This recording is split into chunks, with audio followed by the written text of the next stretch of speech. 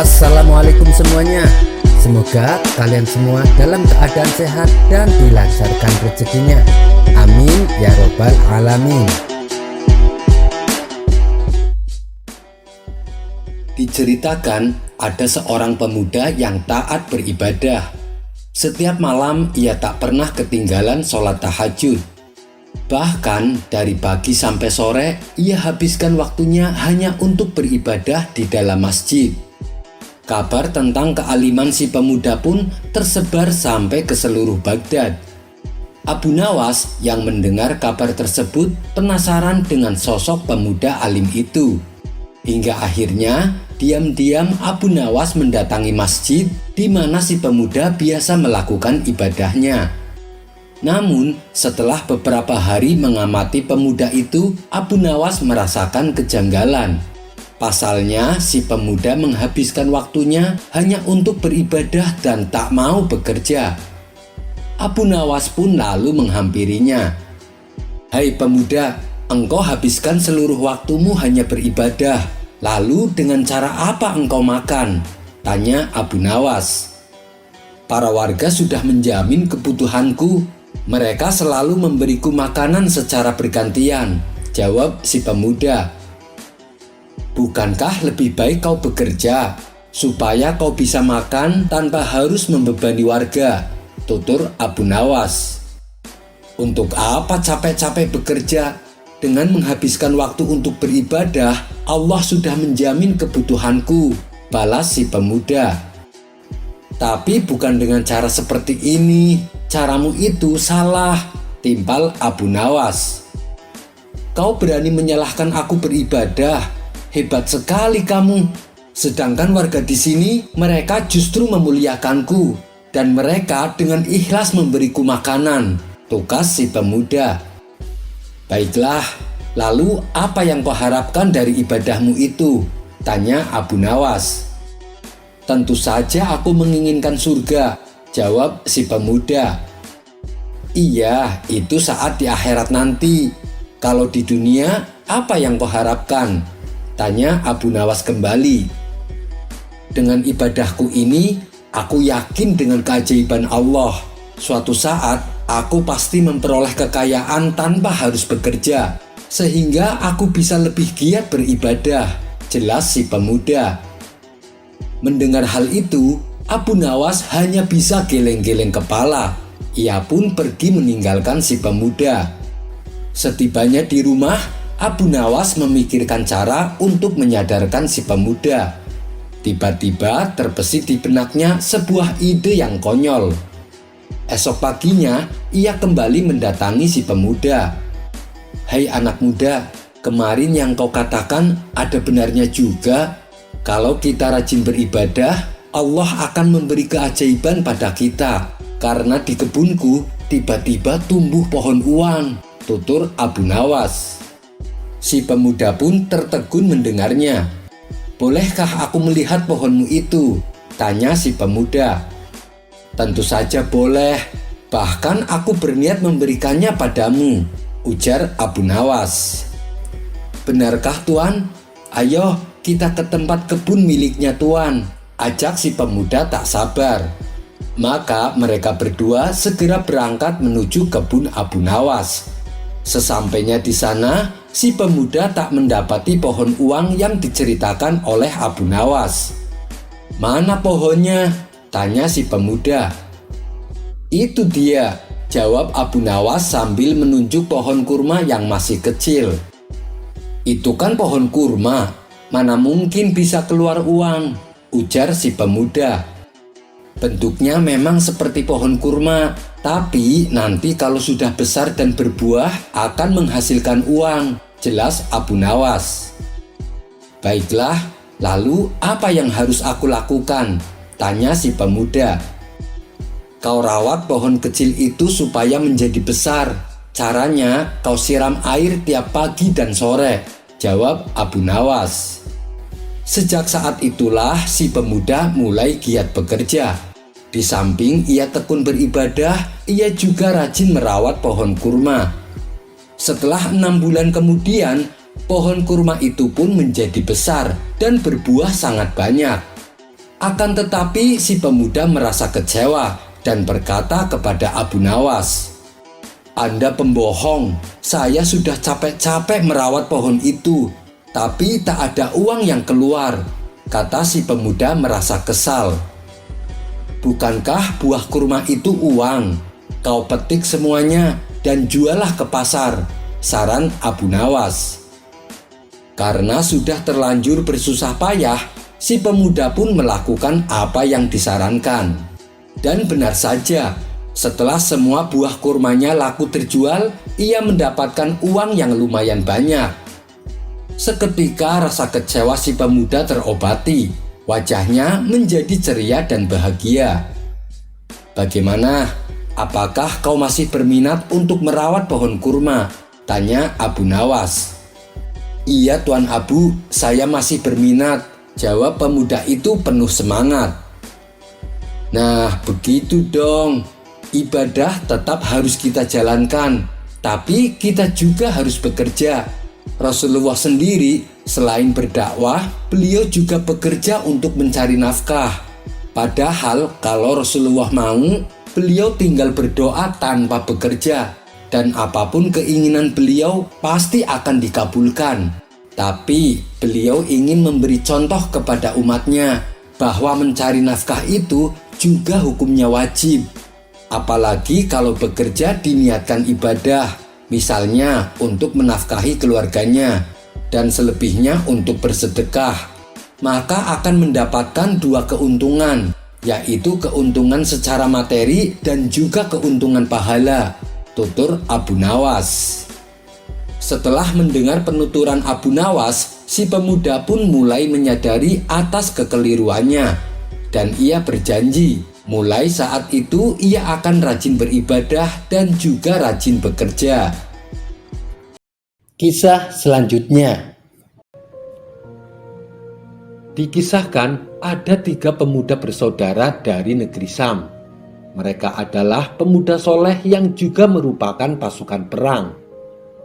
Keberaniannya berperang melawan musuh-musuh Allah tak perlu diragukan, karena cita-cita mereka adalah mati syahid.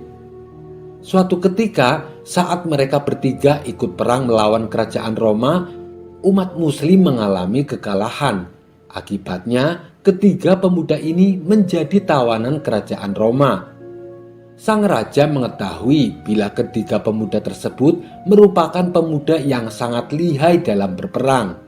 Sehingga sang raja ingin membujuk mereka agar menjadi prajurit terbaiknya. Maka dipanggillah mereka bertiga untuk dihadapkan kepada sang raja. "Tinggalkan agama kalian dan masuklah ke dalam agama Nasrani. Nanti masing-masing dari kalian akan saya beri kerajaan, dan saya juga akan nikahkan kalian dengan putri-putriku," kata sang raja membujuk mereka. Namun tawaran yang menggiurkan ini ditolak mentah-mentah oleh ketiga pemuda tersebut. "Kami tidak akan pernah meninggalkan agama kami. Ketahuilah, Muhammad adalah nabi kami. Muhammad adalah rasul kami," balas mereka dengan tegas. Mendengar hal itu, sang raja pun menjadi murka. Karena telah menolak permintaan sang raja, maka sebagai hukumannya, sang raja memerintahkan kepada para pengawal agar dibawakan 3 belanga yang sangat besar.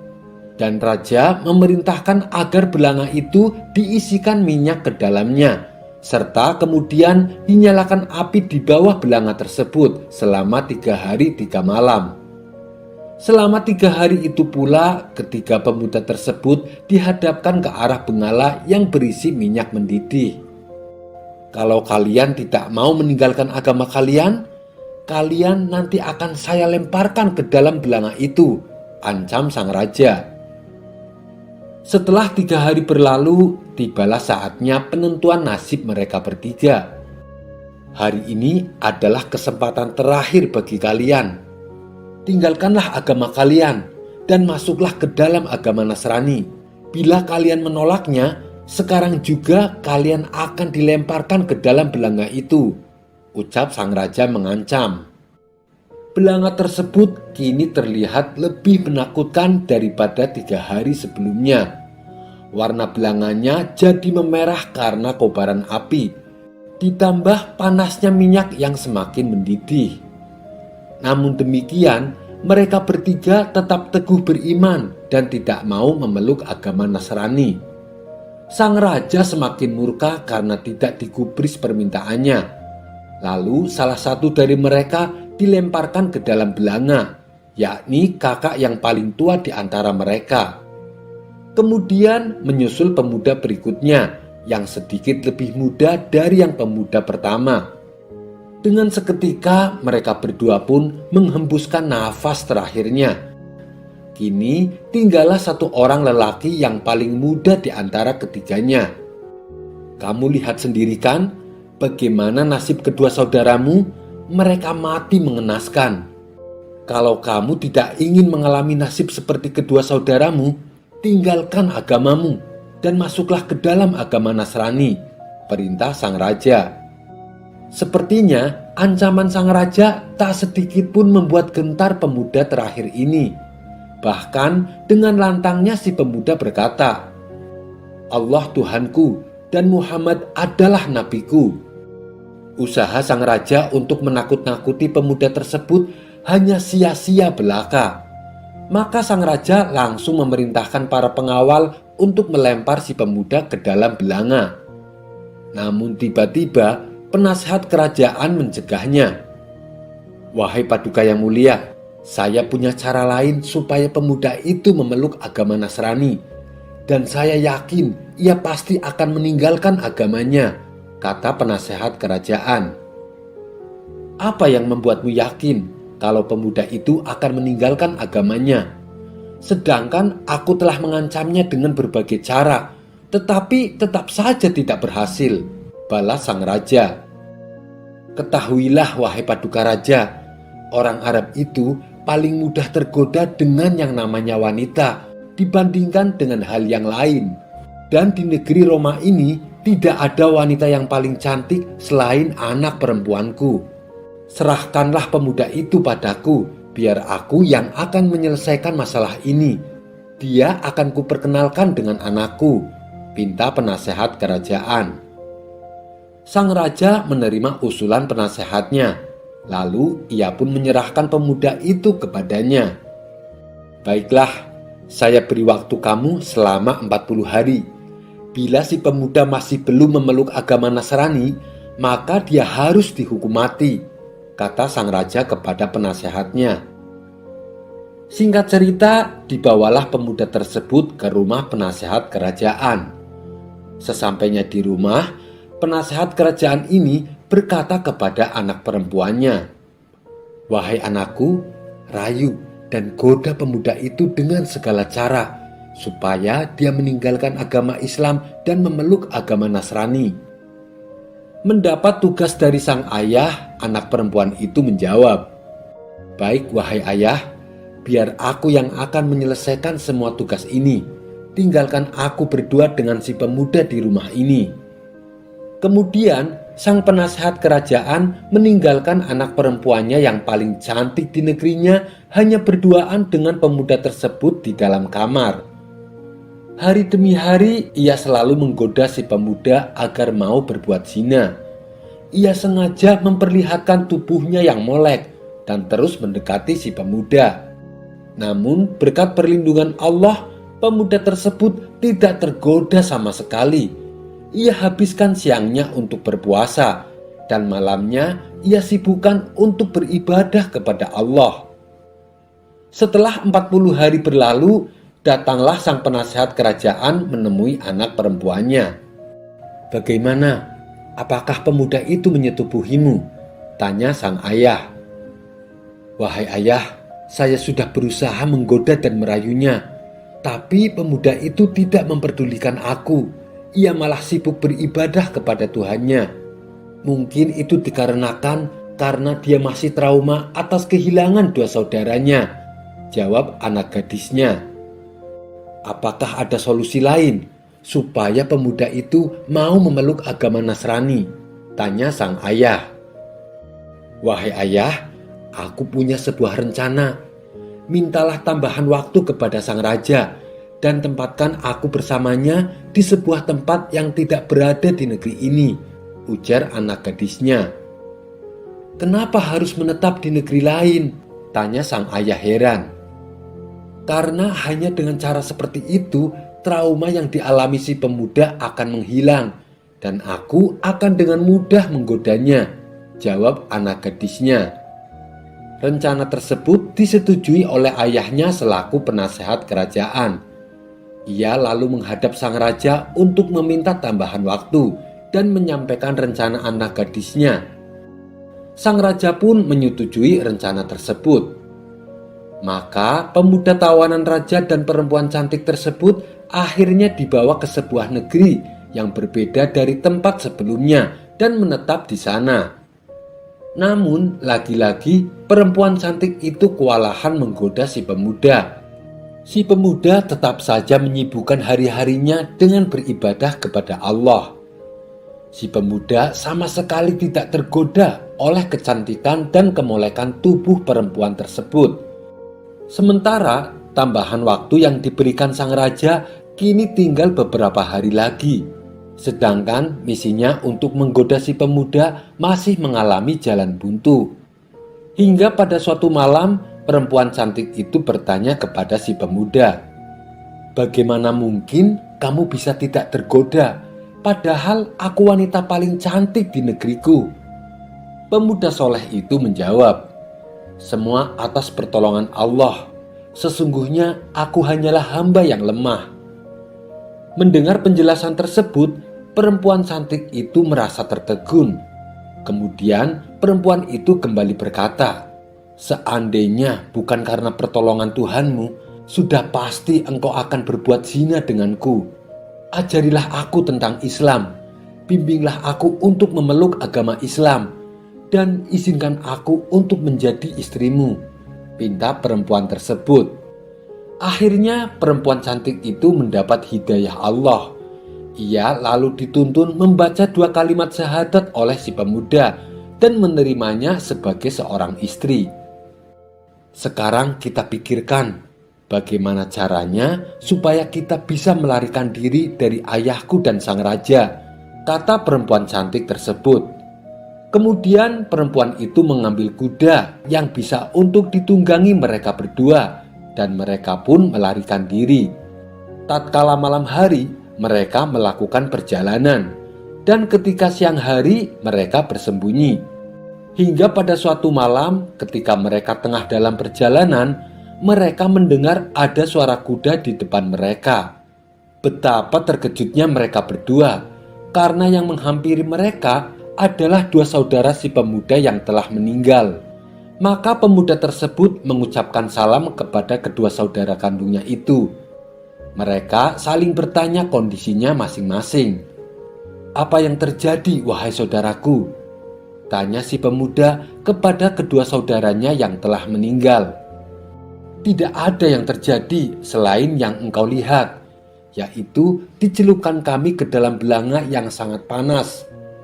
Ketika kami dicelupkan, kami langsung berada di dalam surganya Allah.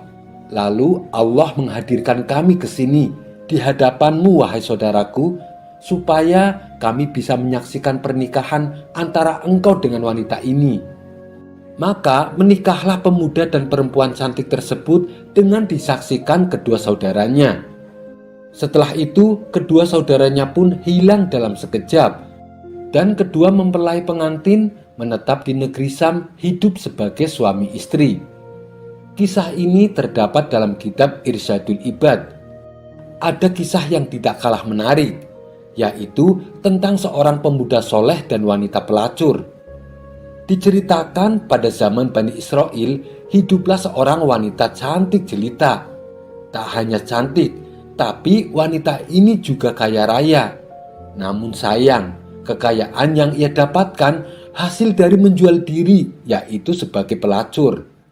Setiap hari pintu rumah wanita ini selalu terbuka lebar, sedangkan dirinya duduk terlentang di atas ranjang tepat di depan pintu rumahnya. Hal ini ia lakukan untuk menggoda setiap lelaki yang berjalan melewati depan rumahnya.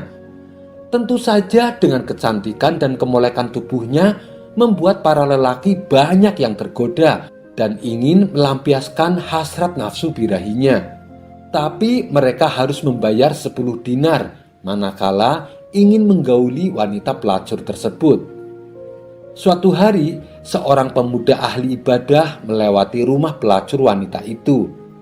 Tanpa sengaja dia melihat rumah yang terbuka. Hati pemuda itu pun hanyut oleh kecantikan wanita tersebut hingga terbesit ingin menggaulinya. Namun ia segera menepis keinginan tersebut. Entah kenapa, setibanya di rumah, pemuda itu terus terbayang-bayang oleh kecantikan wanita yang dijumpainya. Dia memohon kepada Allah untuk menghilangkan hasrat dan nafsu dalam dirinya. Namun keinginan nafsunya tak kunjung hilang, bahkan semakin menjadi-jadi. Akalnya pun terkalahkan oleh keinginan nafsu yang semakin membakar hati. Untuk memenuhi hasrat nafsunya, pemuda itu akhirnya menjual kain tenun dan mengumpulkan uang sedikit demi sedikit. Setelah uangnya terkumpul 10 dinar, si pemuda berniat menemui wanita pelacur tersebut. Esok harinya, berangkatlah pemuda itu ke rumah si wanita. Setibanya di sana, ia menyerahkan uang 10 dinar dengan harapan bisa menggauli kemolekan tubuh wanita idamannya. Si pemuda lalu diajaknya masuk ke dalam kamar dan rebahan di atas ranjang. Di saat wanita itu mulai membuka pakaiannya, tiba-tiba si pemuda mendengar bisikan di hatinya. Sesungguhnya Allah melihatku dalam keadaan buruk ini di atas ars. Sedangkan aku melakukan perkara haram, maka leburlah semua amal ibadahku. Seketika tubuh pemuda itu menjadi gemetar. Wajahnya mendadak berubah menjadi pucat. Melihat perubahan sikap pada diri sang pemuda, wanita pelacur itu pun heran dan bertanya, "Kamu kenapa? Apa yang terjadi denganmu?" Pemuda itu menjawab dengan terbata-bata, "Sesungguhnya aku takut kepada Allah. Izinkan aku keluar dari sini." Wanita pelacur itu bertambah heran mendengar alasannya. "Kamu sudah jauh-jauh datang ke sini. Lakukanlah sesuai tujuanmu semula," balas wanita cantik tersebut. "Tapi aku sungguh takut kepada Allah. Biarlah uang yang sudah kuberikan menjadi milikmu secara halal," ucap si pemuda semakin gemetaran. Karena merasa kasihan, wanita cantik itu tidak memaksanya. "Apakah kamu belum pernah melakukan ini?" tanya wanita cantik tersebut. "Saya belum pernah melakukannya sekalipun," jawab si pemuda. "Siapa namamu dan dari mana asalmu?" tanya wanita cantik itu kembali. Pemuda tersebut memberitahu nama dan tempat tinggalnya kepada wanita itu sebelum dia pergi meninggalkannya. Selepas pemuda itu pergi, wanita cantik itu termenung. "Celaka dan kerusakan pada diriku," kata wanita cantik itu dalam hati sembari meneteskan air matanya. Rupanya setelah peristiwa itu, wanita cantik tersebut terketuk hatinya. Ia mendapat hidayah Allah untuk meninggalkan profesi bejatnya sebagai pelacur. Perasaan takut kepada Allah pun semakin mendera dalam hatinya. Sampai-sampai dia berkata kepada dirinya sendiri, "Pemuda itu telah melakukan awal perbuatan dosa, namun hatinya telah dimasuki oleh ketakutan pada Tuhannya. Sedangkan aku telah melakukan perbuatan dosa selama sekian tahun. Tuhan yang dia takuti adalah Tuhanku juga. Seharusnya ketakutanku lebih besar daripada ketakutan si pemuda." Saat itu pula wanita tersebut semakin sadar dan semakin takut kepada Allah. Suatu hari terbesit dalam hati wanita cantik itu ingin menemui pemuda yang membuatnya bertaubat. "Sesungguhnya jika aku bisa menemui pemuda itu, mungkin dia bisa menikahiku dan aku ada di sisinya. Aku akan belajar darinya tentang perkara agamaku, dan dia bisa menjadi penolong bagiku untuk melakukan ibadah kepada Tuhanku," pikir wanita cantik tersebut. Esok harinya, wanita cantik itu pergi ke desa tempat pemuda itu menetap. Setelah menempuh perjalanan yang cukup jauh, sampailah ia di sebuah desa yang dituju. Wanita itu pun menanyakan tentang keberadaan dan tempat tinggal si pemuda kepada para penduduk desa. Mereka lalu mengantarkan wanita itu untuk menemui pemuda yang dicarinya. Sesampainya wanita itu di depan rumah si pemuda, penduduk desa memberitahu kepada si pemuda bahwa ada seorang wanita datang dari jauh mencarinya. Pemuda itu pun keluar dari dalam rumahnya untuk menemui wanita yang mencarinya. Si pemuda masih kebingungan dan tidak mengenalinya, sebab si wanita wajahnya tertutup cadar. Ketika cadarnya dibuka, barulah si pemuda teringat bahwa wanita yang mencarinya adalah yang dulunya seorang pelacur yang sempat membuat dirinya akan melakukan perbuatan maksiat. Si pemuda tiba-tiba menjerit keras, kemudian tubuhnya jatuh tersungkur ke tanah dan meninggal saat itu juga. Setelah proses pemakaman selesai, wanita cantik itu terlihat sedih. Dia datang jauh-jauh untuk tujuan baik demi menemui pemuda soleh. Namun di saat itu juga ia harus kehilangannya. Kemudian wanita tersebut bertanya kepada para penduduk, apakah si pemuda memiliki saudara yang membutuhkan istri? Para penduduk desa pun menjawab bahwa si pemuda memiliki seorang saudara yang juga soleh. Akan tetapi saudaranya ini hidup sengsara dan tidak memiliki harta. Tidak masalah, karena sesungguhnya aku memiliki harta yang cukup banyak, balas wanita tersebut.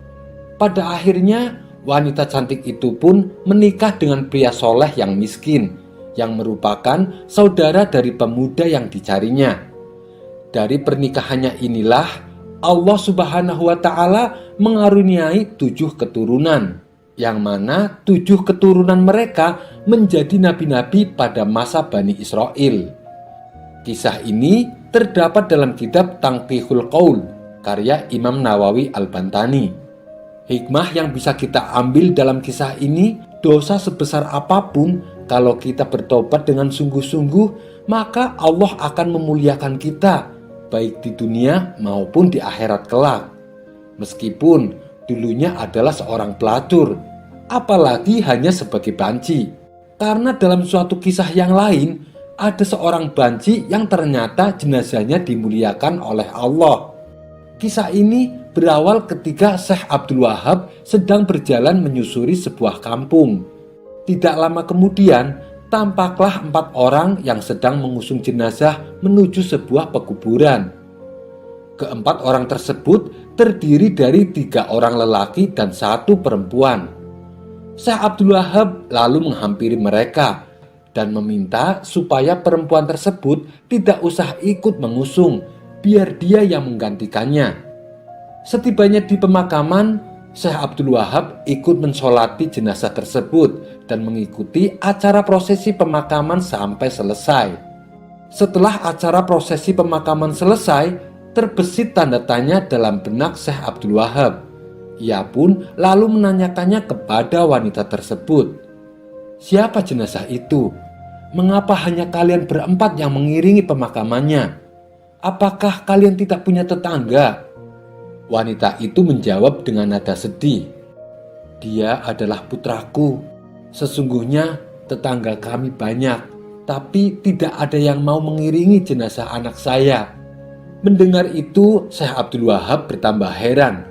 Kenapa demikian? Tanya Syekh Abdul Wahab. Mereka menganggap hina dan jijik kepada anak saya hanya karena anak saya banci, jawab wanita tersebut. Karena merasa iba, Syekh Abdul Wahab lantas mengajak perempuan itu untuk mampir ke rumahnya. Dia suguhkan makanan dan memberikannya uang, pakaian, serta gandum. Lantas perempuan itu pun pamit pulang. Pada malam harinya, Syekh Abdul Wahab tidur dan bermimpi. Dalam mimpinya itu, dia didatangi oleh sosok putih, terang bercahaya laksana purnama. Sosok itu mengucapkan terima kasih kepada Syekh Abdul Wahab. Syekh Abdul Wahab pun tertegun, kemudian bertanya, "Siapa kamu?" Sosok itu menjawab, "Aku adalah ruh dari jenazah yang kau kuburkan tadi siang. Allah memuliakanku seperti ini karena manusia begitu meremehkan dan menghinaku di muka bumi." Kisah ini terdapat dalam kitab Ar-Risalah Al-Qushairiyah karya Imam Al-Qushairi. Dalam kisah ini menjadi ibroh bagi kita supaya jangan memandang hina kepada makhluk Allah, apalagi kepada manusia. Sekian dulu perjumpaan kita kali ini. Sampai bertemu lagi di kisah selanjutnya. Terima kasih yang sudah subscribe dan setia menonton channel ini. Wassalamualaikum warahmatullahi wabarakatuh.